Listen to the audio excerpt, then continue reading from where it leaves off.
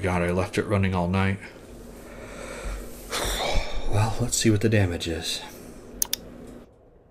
$5,000 donation to St. Jude's. Yep. Nah, no receipt needed. I'm gonna do this anonymously. My baby. Hell yeah, bro. I will definitely do a 5K with you. Sunday morning, 5 a.m. I'm in. What's that? I should make a dentist appointment? These pre-orders are really adding up. You know what? I should cancel them. There's no way I can afford those.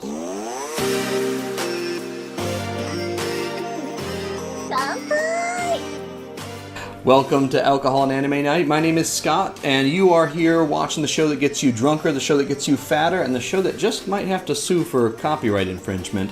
And tonight we are talking about one of the most fun shows of the year, VTuber legend, How I Went Viral After Leaving My Stream On, or VTuber Nandaga Haishin Kiri Watsureta Densutsu ni Natteta.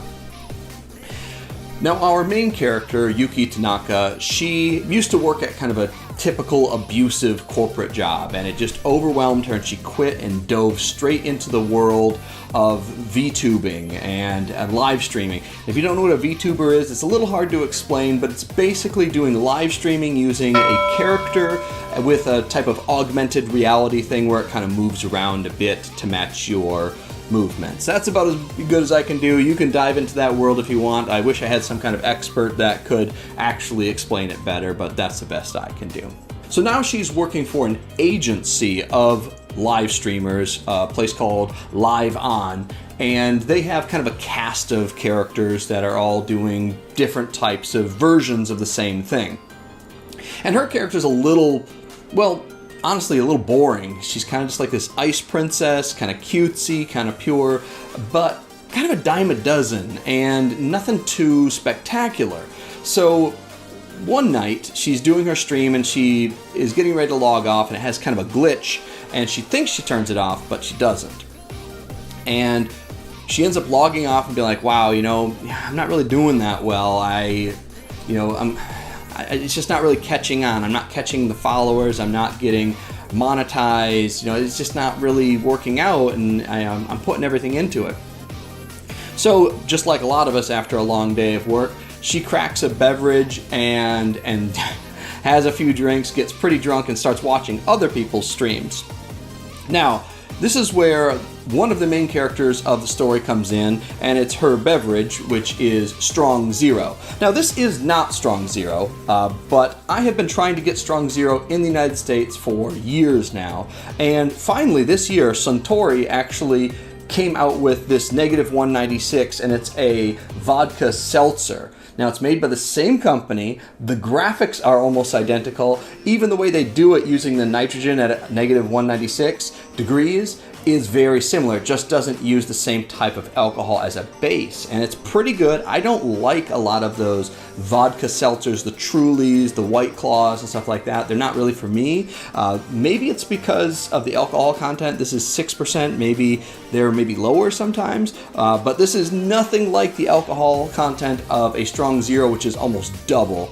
And so if I can get it here, I will, but this is the closest thing, and I thought it was cool that it came out around the same time, and they might as well be a sponsor for the show because they mention it like every 2 minutes that she drinks this, because it's like her brand. So anyway, she drinks these Strong Zeros. It's kind of like the Four Loko of Japan, and in fact, one more thing, there was a wrestling team that had a move, kind of a pro wrestling team, and they called the move the Strong Zero. And the reason they called the move the Strong Zero, because it fucks you up. I thought that was amazing. So anyway, that's the legend of Strong Zero, and as a person who has consumed it in Japan, it's delightful and cheap. Anyway, I'm going down that rabbit hole because I want you to know just how powerful this stuff is, and so she drinks a lot of it and just gets totally plowed, and she goes crazy, says a lot of crazy stuff on her stream, and passes out. Wakes up the next morning to her phone ringing, and her boss is on the line saying, listen, I want you to freak out when I say the next thing, but just do it. Turn off your stream. And she's like, has this like shocked moment, like, oh no, I just ruined my life. And so she turns off the stream and she's seeing all the comments and everything. But she's also noticing she's at the top of the rankings and she'd never been there before.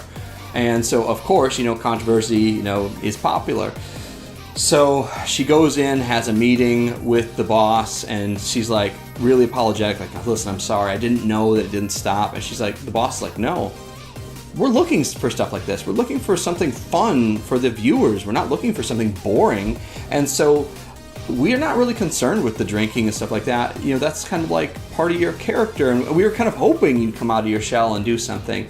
So she's relieved. And so she eventually kind of creates this, she doesn't want to abandon the character that she's created. So she eventually kind of creates almost like this Jekyll and Hyde personality where on some streams she's this kind of pure character, but then she'll take a drink and then all of a sudden she like transforms into this other character, which the name of the character is kind of like a play on the fizziness of a drink. Like, so it's like she's like, Fizzy-chan, And then she starts doing a lot of collaborations because she said so many nice things about her stream mates that they're like, oh yeah, well, I'll be on your stream. And so now all these collaborations start happening, and that's like success on success. She gets monetized, she gets really popular. All the other streamers are now talking about her on their streams, and so it's just like this amazing snowball effect. And so she starts getting more and more popular. And then there's these new generation of VTubers on their channel, kind of they're coming up, they're like the third and fourth generation, and now they see her almost like as their senpai, like they're like, wow, we got to be like her. And so they're even crazier, they're doing like wild stuff, they have like bizarre personalities and stuff like that. It's a really fun show, and what I like about it is that so far there's not really an antagonist. They're not against anyone, there's not a villain, there's not even necessarily too much of a conflict. It's a lot of just going through the daily life. I guess the conflict is maybe trying to be successful or not be successful. Now, I noticed a pretty interesting thing, and again, I'm interested to see where this goes, is that the only people who are people in their world are other VTubers or other people involved with the agency. So it's interesting, there's a whole thing that they don't talk about it, but when there's like people on the street or people who aren't involved, they're represented as like basically cutouts with no heads and kind of like this thing in their stomach that looks like wires, as if they see everybody else as a user and they are the character. And I think they're trying to play off that thing, is that some people who do live streaming, some people who do YouTube, some people who do this VTubing start to see themselves as kind of this main character, and everybody else is basically an NPC. It's interesting because at one point Yuki discovers somebody she thought was just a normal person is a VTuber, and you can actually see them transform in front of her eyes, as in like, oh, now this person counts. And it's very interesting. It's not done in necessarily a mean way, but it's, and I'm not even sure that's the purpose of it, but it does kind of talk about that main character syndrome that a lot of people tend to have that are on the internet. And so I'm interested to see if that goes someplace and we start talking about, because even in their, they only ever show the VTubers in their kind of VTuber outfit. Like even though they're just doing normal stuff, they're just like wearing their VTuber outfit, which would be wildly inappropriate to just wear around in public. They wouldn't do that. And so it makes me believe that they're kind of always in that character or always feeling like they're in that world.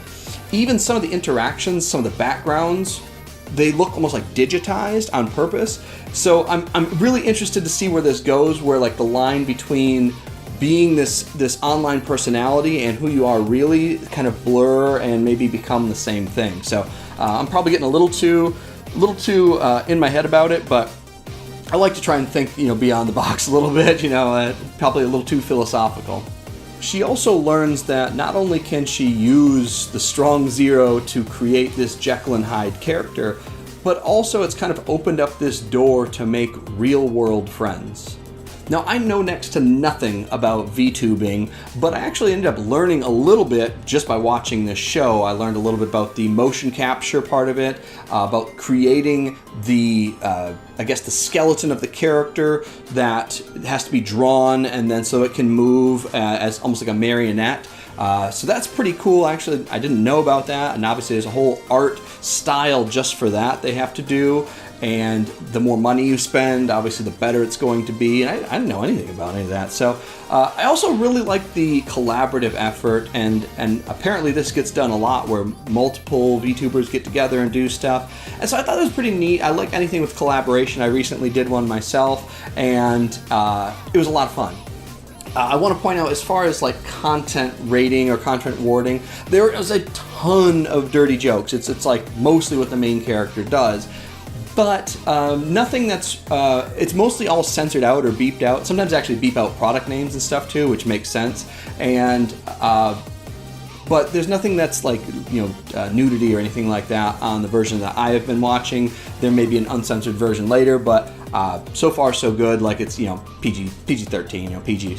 I say PG-13 is about right, because they do make a lot of pretty lewd jokes, but again, it's kind of a joke. So now it must be said, this entire concept appears to be at least inspired by a famous Japanese YouTuber called Zepa. And I'll leave a link down in the comments for Zepa, because I feel like she deserves a shout out on this. But she is kind of legendary in the basically getting drunk and doing live streams type thing. And she is well known for her love of Strong Zero. It's literally in the banner on the top of her page. So I can't help but believe that that is almost certainly based on her. I haven't really heard if they've referenced her or given her a shout out or anything like that, and maybe later on in the show she has a guest appearance or something, but it must be said, I feel like she has to be recognized for this, because there's no way that this show wasn't inspired by this character. So for a little underground YouTube channel like this, a show like VTuber Legend really hits home. All of us who are out here making content are hoping that one day maybe you hit that, viral success, or you get all those subscribers, or maybe you can get a few shekels in from a monetization or something like that. So it really does hit home for a lot of people in that world, even again, little channels like this. So I think it's really going to be popular among that group, because there's going to be a lot of people nodding along being like, yeah, I get it. That's what it feels like, So I think that's a really cool thing. It's something. What I really like about the show is it's a show that couldn't have existed 15, 20 years ago, because it didn't really that wouldn't have made sense. So I love that kind of getting into new things and new properties and new ideas is inspiring new types of shows. And while it isn't the craziest, most exciting show in the world, it's not like giant boss battles and stuff like that. It's a lot of fun, it's very funny, and it's a different kind of show, so it's a different kind of vibe. So I really liked it, and I hope to see more of this kind of really interesting, creative stuff. And let's be honest, it's a show about a girl who does a VTuber show and gets drunk on and talks about stuff. We couldn't not talk about this one. What I really liked was the message that any of the small-time people or the people who are starting out can really relate to, is that a lot of times people start out in their content creation kind of almost mimicking other people. You kind of have to start that way. But it's only when you really find your voice and your audience, that's when you really show your true self, or at least the version of that you want to show to everybody else, and that's when you can find success. And I think that's a really cool message, actually, is that, don't be embarrassed of who you are, even if it seems a little silly. So I feel like there's something really cool to get from that. I hope you enjoy it. I hope you enjoyed this show. If you did, do all the YouTube things, like and subscribe and share it with your friends, and I don't know, whatever else you can do. Print out a t-shirt and wear it around, I don't know. But so does our main character get cirrhosis of the liver? Does she find success on YouTube? Does she go full Yuri with her co-workers? You'll have to find out by watching the show. Until next time, my name was Scott. Kanpai.